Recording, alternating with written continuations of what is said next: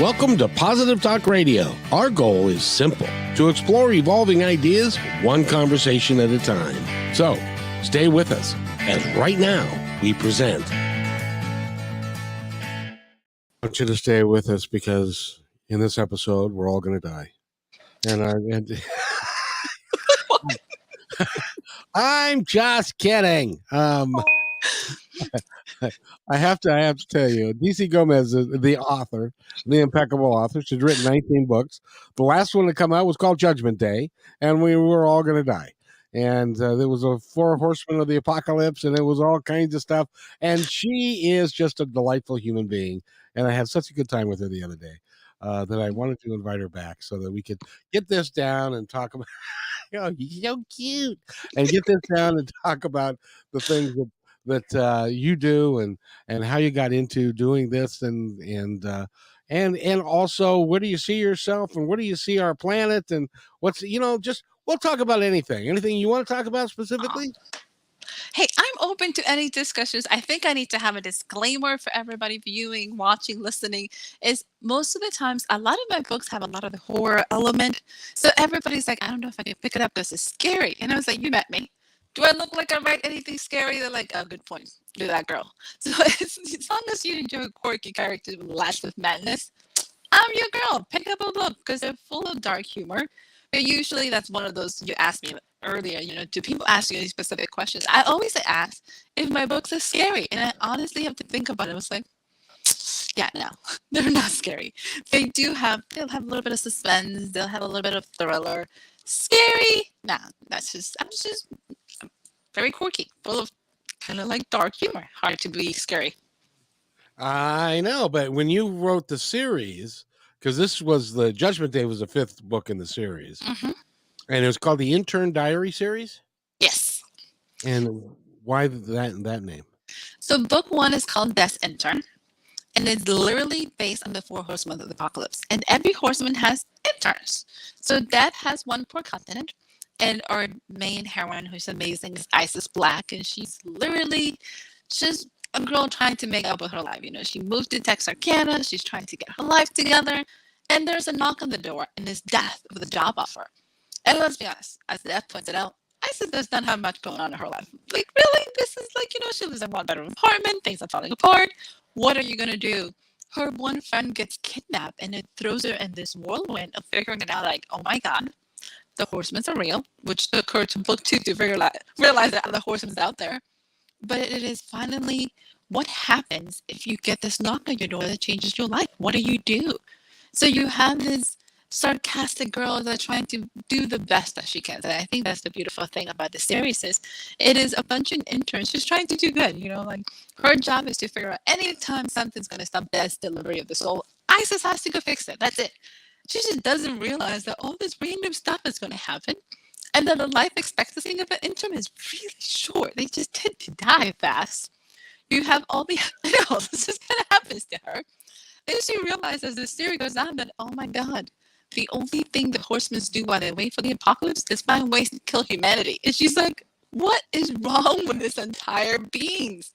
So she's learning a lot about herself and everybody else. And book 5 is really what will you do for your family? And family can be anything. This can be your blood. Family can be your tribe that you pick up. It can be anything. And Isis has to make some decisions because her family was attacked. So all the enemies, bunches she never met, everybody else is pissed off. And the horseman's like, no, I'm coming for them. And Isis is like, oh God, now what do we do? So she has to step up and say, what will you do to save the ones you love? And that's what she does. It takes quite a little bit of an imagination to be able to write all that. But by the way, could you adjust your microphone just a little bit? We're having just a little bit of background noise. Better? Speak more. How does that sound? No, we're still getting. Maybe put the microphone a little bit farther away from your face. Maybe. Let's try that. How does that? Go ahead and say it. How does that sound? Is that better, or do I need to just not? No, that's better. That's okay. Better. We're good. So, now you wrote that 5. Did you know that was going to be a 5-book series when you started it? So I decided it was going to be once book one came out, I wanted to do 5 books. So I'm going to give you the insight of how my mind functions so you can laugh with me. Book one was done. I turned over to my brother and my sister-in-law, who are like my dream team, like the group that I talked to, and I was like, "What am I going to talk about in the other 5 books?" And he goes, "What made you decide to do five?" I was like, "I like the number five." He was like, "Oh my god, really, really? This was your solution in picking?" I was like, "Yeah, I thought it'd be a great idea." So we did. I remember going to one local restaurant as I'm freaking out. I have all these notes. I'm going, I have nothing. Like, what is the rest of this series supposed to be? And I always wanted to do a end of the world kind of like apocalypse. I always wanted to do what happens that would trigger the end of the world. So my brother kind of came up with the idea. It's like, why don't you talk about the other interns from the other horsemen? And I had that look. I'm like, what interns? What? They have interns? Like, oh, Death has interns. Wouldn't the other ones have interns? I'm like, you know, I like. So this series introduces you to Isis and then introduces you to Death. And you get the series through her eyes. So you get to meet book two, you get to meet Pestilence. And what I decided to do is I wanted to introduce the magical world a little slower. So instead of just dumping tons of characters at you, you kind of slowly build, fortunately. So book two, you get to see zombies. I'm like, okay, there's a plague, there's a pandemic running wild only in Texarkana. So you got disgruntled employees that decided to poison people, turn them into zombies. Book three, we get to meet War, who controls all the armies, in case everybody wonders. Pestilence just makes a living out of killing people with viruses. So blame any pandemic that's her calling. You know, the flu, she makes a killing out of the flu. Or people run the CDC, just in case you guys are, curious. How does the CDC not know that? Well, she runs that too. So then you have War, who runs all of the armies. And book three, it's a little bit, I wanted to give a little romance in here because I don't do romance very well, as I've been told. So I have a star-crossed lover between an elf and a vampire. People going, DC, really? This is not what we thought. I was like, you said romance. I was like, that's not what we meant, but okay. So you get the drama of all of that. Fun action scenes in that one. So the ending of it is all sorts of just, I got battle scenes, demons are coming, all sorts of madness and exciting. They're like, how are you going to top book four? I was like, I don't know. Like, I listen, we're going there. And then book four, you're going to meet Famine. And Famine runs all the diet industry. Because let's be honest, how are you going to make humanity starve itself and make money? There you go. So Famine runs all of them, killing it. So Famine and Pestilence have a competition to see which one has more money. So the two of them are hand in hand. War, he cares more about the armies and all that part, in the military. Death just wants to deliver souls. Death is like, God. So in this group of sibling rivalry, as I call them, the only one has a common sense is Death, and everybody's like, really? The only one not trying to kill humanity is Death. She tries just to deliver them. And because the horsemen have been around for so long, and they're just arrogant because they're not human. They have none of the values. They have none of this at stake. They're just waiting for the apocalypse so all their enemies come together and take a shot at them. So here's the reality. If you attack the most powerful force in the world, what's going to happen? Well, the horsemen have one plan B when that happens is destroy humanity. The end. And Isis is like, wait, what? He's like, we're just going to blow everything up. Done. This is how we're going to pay them back. So Isis is trying to stop the horsemen, find the enemies, bring her people back, and hopefully not die. My gosh, you have one sort of an imagination. That's just amazing. It's so much fun. Oh yeah, you get to put on. That must be a lot of fun to put on a hat of and leave reality behind in some manner or form, and just do whatever it is you feel like doing. It is creating your own world and universe. I had a conversation, I want to say it was book three. And I looked at my brother and I was like, as part of the story, they're searching for this princess that goes missing and they have to go to hell. And I looked at my brother's like, can I take my characters to hell? They're like, it's your book. You can take them anywhere. And I'm like, oh yeah, I forgot. My bad. So you asked if I have nightmares. That was probably one of those books that I literally did lots of prayers. I did lots of signs of the cross. I did sounds like, should I get some holy water to spray around my house? Because as a Christian, I honestly going to take this girl down to the depths of hell. And how do you describe this world? So I pull a little bit of Greek mythology. So you have, the raven stings. You put a little bit of, we have Greek, a little bit of Roman with a touch of, here and there Egyptian. And then you still have what we believe hell to be as Christians. So you have a part of hell where there's souls burning and there's screaming and there's that smell. Because I didn't want to create a world that hell was fun. I didn't want that to be. I also wanted people to realize, okay, if you think hell is going to be a certain way, you still have that side that is just not the most fun. Like nobody wants to go to the side of the road. It's like don't go out of that. And then you still have it. I think when they make it to hell, I wanted hell to be something that makes people go, really? So their version of hell is like the Vegas Strip. So so at one point, I think book 5, they had to go back to hell. So it's like the Vegas Strip that the demons have created. And they're like, where do you think they copied it from?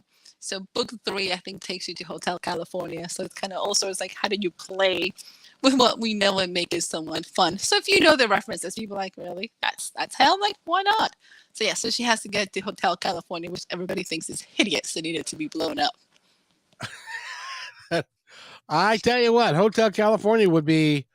I don't know what that would be like. That's so. So is there hell and brimstone and fire and all that stuff in your version of hell, or is it gambling and loose women and you know what there would be a good story about that is if you had to go to the casino and you didn't have any money and I mean, that's definitely hell. That would be a horrible nightmare. But I think that happens more on Earth than it would be in hell itself. I agree. And This it will be happens all the time. Oh God, yes. So you get a little bit of the brimstone, you get a little bit, definitely the demon side. And it's kind of the idea that your demons look a certain way until you peel the layers. And then you realize half these creatures are definitely there to kill you and destroy you. So Isis, and I do play a lot with the idea of holy water and having, water guns full of waters and hell and figuring out what you do. You get a little bit of, for anybody who's into mythology, you get the three-headed horse trying to attack them, and they have like a bar of chocolate to like defend themselves. So it's a little bit of tongue-in-cheek. There is that mythology, there is those concepts, but it's still the fact of like, what will you do when you have a girl in modern times that goes to hell and she's like, why are we here? So with the hell concept, I needed to get them there somehow. So for anybody who, how do we get them? So you have a boatman in most mythologies that you pay for a ride with a gold coin to hell, right? That's kind of the mythology. Yeah. That's kind of the part. What happens if that guy or skeleton or whatever you call it actually works for your boss? So when Isis shows up and everybody's like, what do we do and how do we get there? He's called DJ Bag of Bones. That's kind of the nickname. And so Isis comes in, and her guardian, who happens to be a 5,000-year-old talking cat, Constantine, he's like, here, give the bag so you can get in. So Isis like walks in very serious, trying to be, she's in the coast of Alcatraz. So that she gets picked up in Alcatraz by the DJ, the skeletons, everything's, tortured. They have souls getting ready. So she hands him the bag. He opens it up and pulls up a mixtape. And they're like, really, we're going to go to hell with DJ Bag of Bones. So her and Katrina at the other intro are getting into this wild adventure of like, what happens if the guy that takes you to hell happens to work for death as well? Do you really sell your soul? Or he's like, what's up, little cousin? Jump in. Let me give you a ride. I got you. Well, and you just described one of the worst things about the hell that you just described, which is it'd probably be hip hop music. Or, oh my God, rap. yes. And that would be listening to rap 24/7 would be my version of hell. Only if you don't like it. If you like it, then this is your person of roller coaster from Disney. So yes. Well, then you would get if you did like rap, then you would get like the Monkees, or absolutely. And you'd be listening to their music 24/7. So you get a little bit of the idea of what if, and I think that's usually, as a fantasy writer, that's usually why I specialize, is take something that we think we know very surely and just add a twist. What if it was a little bit different than what we expect? So you get to go on these crazy adventures, and like you said, my goal is always to give you something just to break away from the routine. I think life can be very, very difficult. Life can be very draining and overwhelming. Sometimes you just want that escape. And yes, there's the social commentaries here and there if you're looking for it. I can give you some of that. But if you just want to get lost in a fun story of like, oh my God, did that just happen? This is it. This is the kind of stuff, just buckle up. You have no idea what's going to happen next. Well, and it's important that you have that kind of rapport with your readers because it is like taking a break from reality for a while, and you know that it's really not really happening, and the four horsemen are probably really not going to. Death is probably not going to come knock on your door and say, "Hi, I'm Death. I want you to be my intern." It's like, and stuff, but it's. I think it's great fun for you to play with people like that. So it's fun. So congratulations, 19 now. Thank you. The last one, which was Judgment Day, that came out when? Judgment Day is the last one in the Intern Diary series. So I got stories and anecdotes for all of my books. This one comes with one of those. We're going to have a book, and I've been prepping this book for a while. I've been prepping my readership. Everybody's ready. So Judgment Day is book 5. We have been blasting. It's coming. It's all exciting, and it's think back March 2020. What happened in March 2020? So Oh, I know. So March 13th, the world decides that we're going to shut down. And we're going to shut down because of a pandemic of all things. And I write about the horsemen. So imagine there. So people's like, did pestilence do it? I was like, if she did, she's costing me a lot of money. So she stopped doing that. Not appreciating it. So then the hardest part is to have a book that says, Judgment Day is coming. And I'm like, oh my God, how am I going to do this without sounding unkind, without sounding like I don't care, and still trying to promote this book. So a lot of the things, everything came like little parentheses, like the book, like Judgment Day is coming, the book. Because everybody's, like we're talking about what is happening. It's the first time in, over 100 years that our world is getting ready to shut down. And we don't know what to expect. And here comes this writer writing a book that says Judgment Day. I was like, God, really? Really? Is this how we're going to go down? Is that really what's going to happen? So releasing Judgment Day was definitely a different adventure. The covers were different, so they were darker. So it had this red and silhouettes of black, and there's flames in the back, and there's this skull in the top, and which is very different than what you have now. The one today gives you a very kind of urban fantasy feel. It's magical. The other one was very much dark and grim, so you thought horror, and then you honestly thought like, why is this book Judgment Day?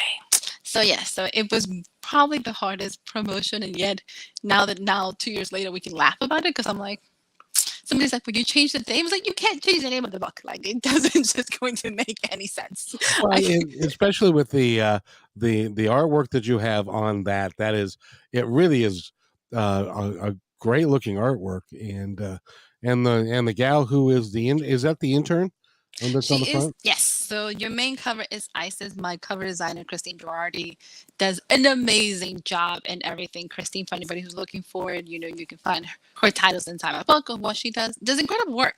So it's very urban fantasy feel.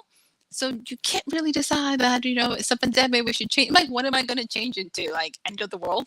Like, that's going to sell even better. So it became very much like, we're just going to go with it. God has a plan. It will be okay. I'm not exactly sure what the plan is, but we're going with it. I really enjoy books like yours I because I suspect, I don't know this for sure, but I suspect that when that you cover all of your bases as you're writing the book, you're not leaving things to chance. Let me give you an example. Do you remember the Left Behind series? Hmm. Um, in one of the movies that they did of that, they just showed people's clothing that was like left on the chair or left in the car, and they were gone. Hmm. So I was picturing, does that mean that there were a bunch of naked people flying through the air going up to heaven? And why didn't God let them have their underwear at least? Hopefully they have new clothes when they get there. That's what I feel about it. Like, you get a Oh, whole new outfit when you show up. I'm like, who needs those earth clothes? Here's some golden robes. Come right in. I'm like, I'm hoping, because if not, I'm like, why are they naked? I'm like, clothes do not and pass inspection. because quite frankly, nobody wants to see that. They really don't. Um, At that point in time, you think they care? They're like, where are we? Why are we all here? Should make you question things. Like, what happened to us? Exactly. That would be an interesting conversation, or an interesting book to write. Would be about the rapture, and what an individual would be going through their mind the day before, the day of, and the day after. Um, That's deep. Yeah, it really would be because that you would have the freedom to be Mhm. able to say this is where we begin, and then this is the actual event, and then this is the result of that event, and uh, and then trying to make it work and make it flow without being preachy. Now that would be the key is to not to make it reality without being preachy. You know what I mean?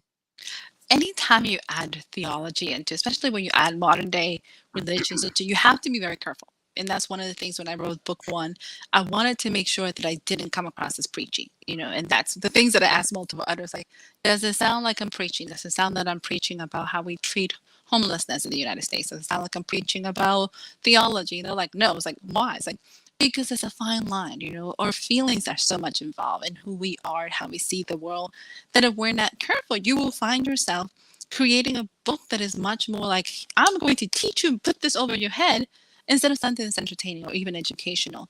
So it's very hard to keep that editor, that judgment part of us outside a book that can be very, very personal. So when it comes to some writings, like having an outside person read it and be like, okay, did I come across as over the top? Or is this something that you can read it and entertain? And if you want to take more from it, you can. If not, are you still good with it? Yes, and everybody who read your book and you asked that question to said, no, you're fine. Mhm. You do a good job because you do a good job of being real and being honest and stuff like that. So that's great. That's great.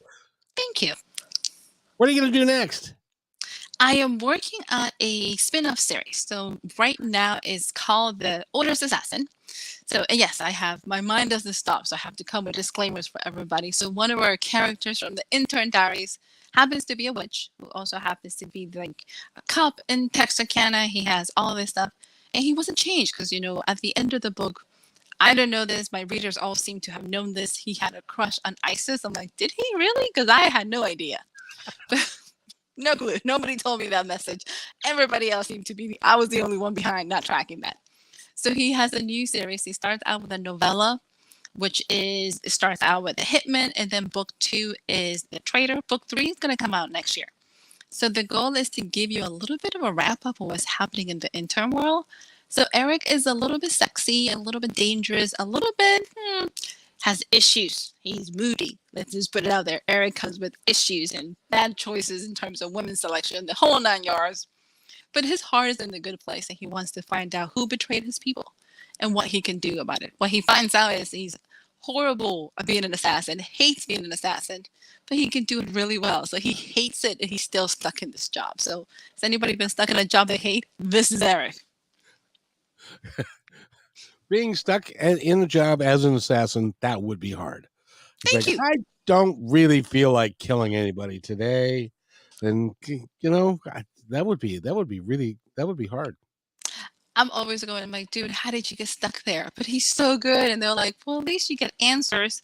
So Eric is literally hates the job, but still believes in the mission. He wants to help his people. So you get a whole bunch of that. And then I get to play with shifters, so which is kind of fun. I have an entire clan of shifters, which is also another clan of assassins. For some reason or others, all assassins in this series. That's all you get. You get a bunch of When assassins. when you say shifter, are you talking about mind or body being able to shift their bodies? They're able to transform to animal forms.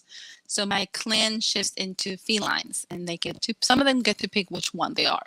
They're not werewolves, so some of them can be anything from tigers to panthers to oh my, you name it. What's the name of that series when it comes out? The oldest assassin. So the order of witches is the assassins. And it's all about Eric and his own little world of trying to get out of this mess that he just got himself into. He's kind of stuck there. How is it? How does it feel for a woman to be writing a story about a man? How do you get into his head? I am really, really lucky. I'm the oldest of three and only have brothers. So being able to have really good conversations with them has helped. And I also have pick career field specifically with men, not by choice, just gonna happen. So I went to school for film and television, which is a very male oriented field. And then I joined the military. So being around primarily I was a mechanic in the military for anybody who's curious. So I spent a lot of time just talking to the male side in terms of what they see and how they see things. And the fact that they don't see things as emotionally attached as many of us women do. So things that to me would be like, oh my God, they're like, girl, get over that. Like, that's not nearly as emotional as you think. So with Eric is adding a little bit more of those emotionals to make him a little bit difficult to deal. If you make him a little bit moody, you're going, boy, please, why are you doing that? So it's really fun. So when you were in the military and you were working with a bunch of men, did they what surprised you most? What did you learn the most about the differences between men and women and their psyche and how they react and respond to things? Honestly, the most surprising things is that we're much more alike than we think. That we're just as emotional about things that sometimes make no sense. Like I was expecting men to be, somebody said, a couple of my friends says, men are supposed to be, like the focus and less gossipy. I was like, no, men is just as gossipy as women. They just gossip on different things than women might do. So that was very surprising. It was very much like those like little in-house bickering that you're going, didn't see that coming. That was kind of the biggest surprise. But also the fact that it sometimes is amazing to see how quickly men can resolve problems compared to women. They have an issue, something happens, they'll want to talk it out, and they move on. They're not holding on to this for like 30 years. That's kind of one of the surprising things. Like once a guy says, okay, I'm done. They don't have this crazy conspiracy theories of like, oh my God, they're out to get me, I swear, because this happened. Oh no, they moved on. I was like, we talked about it. It's done. Move on. So I always find that to be very refreshing. Because women can talk about things ad nauseum forever. We And hold we hold on to things, I want to say. We tend to have more emotional attachment to very things. politically correct. And I like that. That's very, very good. Yes, we hold on to our shit on stuff. We're a little bit more emotionally connected. So it takes a little longer to let go of things when your emotions are attached. When things do not have nearly as much of an emotional baggage, guys can let it go. And things are not always as big as we think they are. So guys have an ability to let go of things quicker. We are looking at the impact and ramifications of our feelings and how this is going to affect our lives, guys. Like, not that big of a deal. So, But you see that for a lot of women has got to be really frustrating because oh, they want to get it out. They want to talk about it. They want to continue to go down there, and the guys are like, "It's over. What are you worried about?" But we have to talk about it. We have to. No, it's all gone. I'm not interested. Thanks. That's got to be frustrating for them. it makes it for a very exciting situation. Let me put it this way. There's always going to be some excitement going on.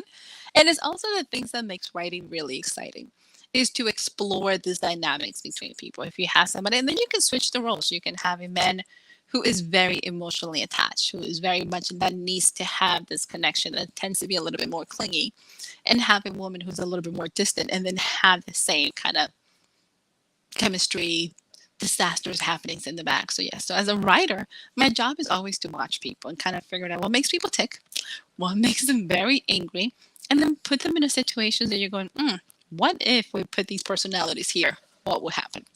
So that's always kind of fun. I want you to do this one. You ready? Okay, You ready for this I'm one? ready. Okay. This one is a teenage guy. Uh-huh. He's a bodybuilder. Okay. He's what's called a pretty boy. He never has to ask a girl for a date because they're always asking him.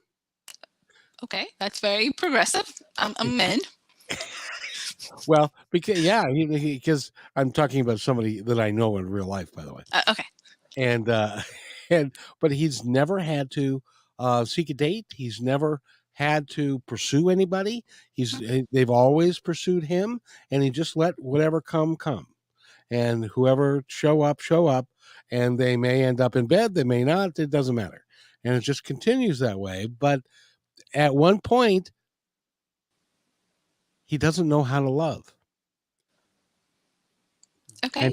And he recognizes that he doesn't know how to love. And then the journey for him is to find out what love is and how to do it before he realizes that he's unlovable. How about that for a story? Ooh, a lot of the times when you have these kind of love situations, it always comes back to self-love, believe it or not. So Uh-huh. people that have a hard time loving is because they can't love themselves. So without getting too into the therapy behind it is, you can't give something you don't have. That's kind of always comes back. So if you're not able to love yourself, so if your claim to fame is that you look good and you're the pretty boy, you're the alpha male, everybody's attracted to the outer package. It also comes back to if somebody sees the inner package, will they still love me? If they understand how broken I am, if they understand how hard I am, if they understand that I'm not perfect, will they still like me? So a lot of that character's journey is going to be to peel back the pretty boy, to peel back the layers of success or whatever that look that they're going for, and honestly get nasty and dirty and take a look at it and say, can they like that messiness inside? Can they like themselves? And then they'll be able to love. You're Those, brilliant. aw. But yeah, those take a lot of work because self-love is harder than to give it. Nobody wants to look in the mirror and see the demon. Nobody wants to look at the monster underneath. We always want to have the public persona. We like what people say. We enjoy the public view of what people think about us. But when your relationship with yourself is the longest one you're ever gonna have. If you've been ignoring that one, if you've been putting it away, if you've been thinking it'll be fine, I just need to get more busy. I need to work out more. I have to have more people around me. When those people are gone and the busyness is gone and the beauty, the muscles are gone and you have this that's really hard. So it is not that they are unlovable, is that they cannot love themselves. And that's usually why they end alone. And it's very destructive. It's destructive and difficult for somebody who, as an example, um, no matter what time of year you're hearing this podcast, and it'll be up for a very long time.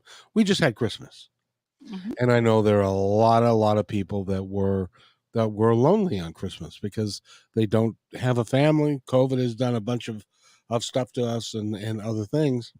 It makes it really tough for some of us to really connect with other people, and it makes it hard. So maybe that would be another a good book. I don't know. So We have become very used to being by ourselves. And I don't think humans as a whole are meant to be lonely. I don't care what anybody says. Like, we're very tribal. From the yeah. beginning, we're meant to have a tribe. And it doesn't have to be the tribe you were born with. You can have any tribe. You can go out and make your tribe. One of the things that I found out as when I was in the military, my goal, what I like to recognize, and I was always looking to fit in. I was always looking for my people. I grew up in a family that is huge. It's a bunch of Dominicans. We're very tribal. We always stick together. When I left that, I found myself very lost and that I didn't belong and I couldn't figure out why because I was missing my tribe. So we are in that society. This is why social networks are so huge because we're always looking for a tribe. We're always looking for people to look at us and accept us.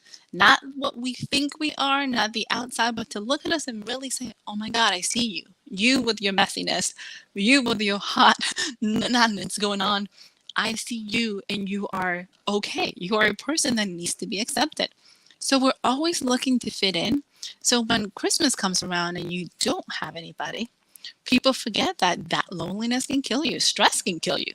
So not having anybody to look at you and recognize you as a human being, not even as a person to be loved, just as a human being to tell you you're worth it, you meant something, you're meant to be here, you are not an accident.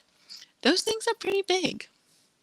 hmm they really are. And if you are feeling that way, and there is a number that you can call nowadays. I'm not sure that we mentioned it last time, but if you're feeling lonely, if you're feeling depressed, if you're feeling like there's no reason for you to continue to live, there's a number you should call. It's 988. It's really simple. It's 988, and it's a crisis hotline. It's funded by the government, and there'll be somebody there who can help you out and walk you down the ledge and stuff. So it's that's you could be a counselor. You could do all kinds of things if you wanted to. I have found out to be an artist, and it doesn't have to be paintings and drawings. It can be writing, it can be music, it can be anything, it can be art, it can be cooking. Let's be honest, anything that you're creative with.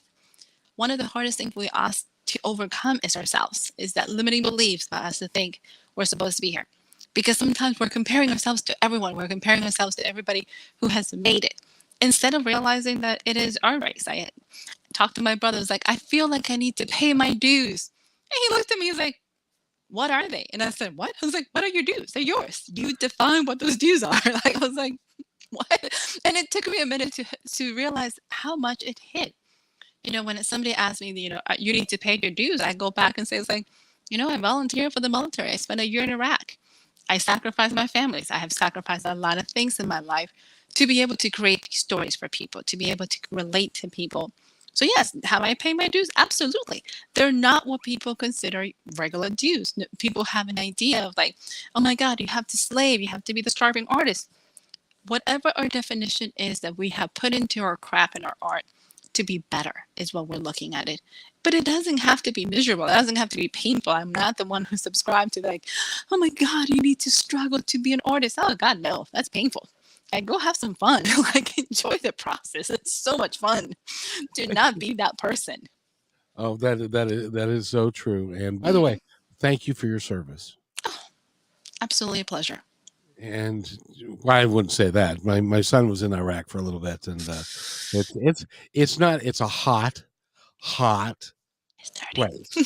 And dirty. It's messy. It's Messy, it's dirty, and they've got spiders that eat cats, and everything's gonna kill you over there. This is one of those things nobody tells you when you get off the plane. You actually like they give you a whole list of things that could kill you. It's like, this is why you don't tell me in the States, because nobody would get on this plane. Like, nobody's gonna get on this plane that you have the sandflies that are gonna get into your legs and eat you. And I'm like, what? What is this? Australia? Like, everything in this side of the world is trying to kill you. I was like, wow, the United States is very tame. Like, I literally was like, we should go back home. Like, my environment's now trying to eat me alive. you mean there are sand flies that will bury themselves in your skin, Not and many actually. We have sandflies that look like, if you ever happen to walk at night, which I don't recommend, put like long pants, because you will come out looking like you just got like chicken pox, like your legs entirely gets attacked. I was like, well, that was lovely. That was a great experience in my life. Like, among the many things, I'm like, great. Anything else is trying to eat me. And in case anybody's wondering, I am terrified of bugs, so this must sound a lot more terrifying than it is, because everybody else just looked at me and was like, girl, get over it. I was like, I don't know. I'm pretty sure something's gonna eat me. Probably a lizard. A really big lizard is gonna come and eat me. well, and they got all kind of yeah. I don't know. I'm not interested in going. And it's 125 degrees. And See, I live in Texas. I can't say anything about the heat anymore oh because well, it's the that's a same good thing. I place. was like, yeah, Texas is pretty hot as well. So I can't say that much about the heat. Yeah. Now you live in Texarkana, is that right? I do. So in your books, Texarkana is a very, very busy place. Which becomes the big joke, because anytime anybody lives in Texarkana, the joke is nothing happens here. So that's one of the things I wanted to explore in this book, and is a common theme. Everybody goes, I success, and they're all the time, it's like, I thought nothing happened in Texarkana. I'm like, yeah, till we moved in. They're like, oh, yeah, that's our fault. Sorry about that. So that's kind of the joke about the series is, it is urban fantasy, so it takes place in a real location. So you do have to take some of the common things people talk about, like nothing happens in Texarkana. It's just gonna go a little while, like, lots of explosions, lots of buildings get destroyed, lots of madness, and they're like, I thought nothing happened, and they're like, yeah, we moved in, like, it's our fault. Yeah. That's so funny.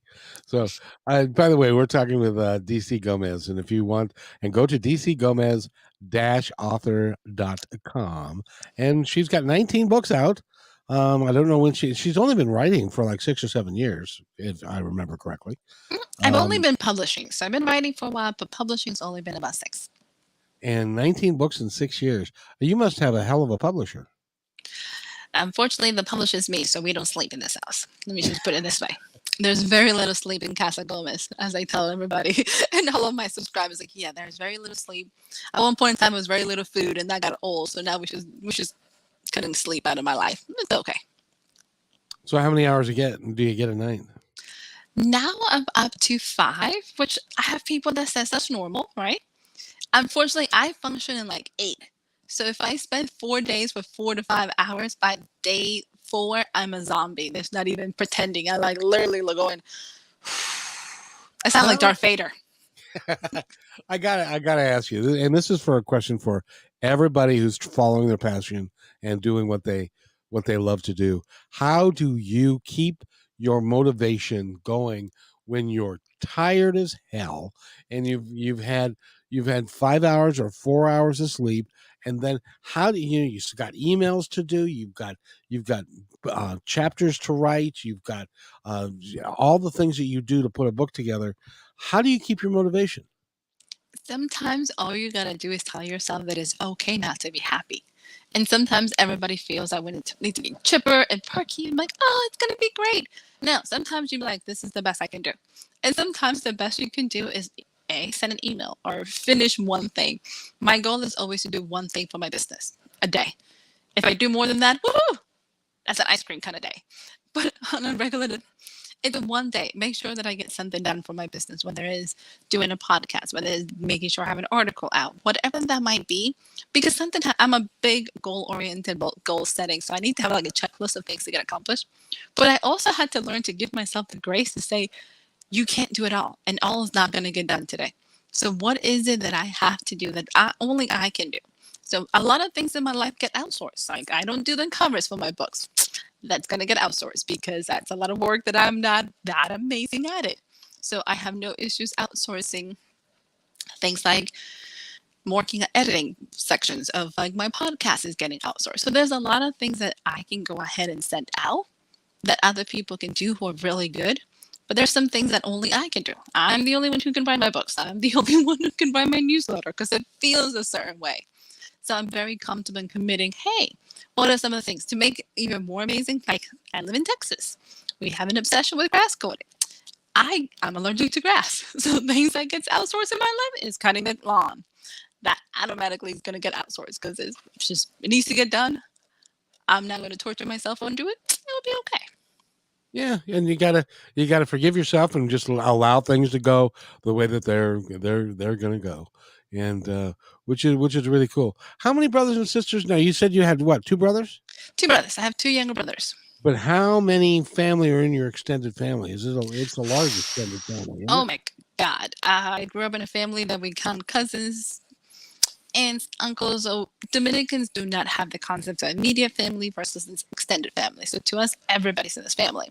So I think last time I counted, I think we're over, I want to say I have 100 cousins. Just cousins. So yeah, so when I think of family reunion, sometimes like nobody needs to invite people. Like that's just us is enough. Like if you put all of my family together, that's just one hall. Like we should invite people. It's like, well, no, we don't. We don't have enough seats for everybody else. Like let's just call the family. How many? So when you get your family together, how many people is that? It's got to be well over 100. Yeah, too many. It's just too many. It's just a bunch of us running around. So yeah, But it's nice to have an extended family like that if you like everybody. it's nice to have an even if you don't like them because you have great material for books, so it doesn't matter. It's never lost. You're going to make the most of everything. So I am very blessed. Have a really good relationship with my brothers and my parents and my extended family from both sides. So it's really fun. It is also very much like anybody who has large family can understand. Drama comes when you just blink because it's just what happens with family. The people you love the most are the ones who know how to push your buttons the most.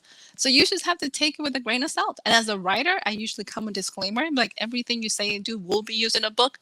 So please watch out. And I might even use your real name. Only if they make me mad.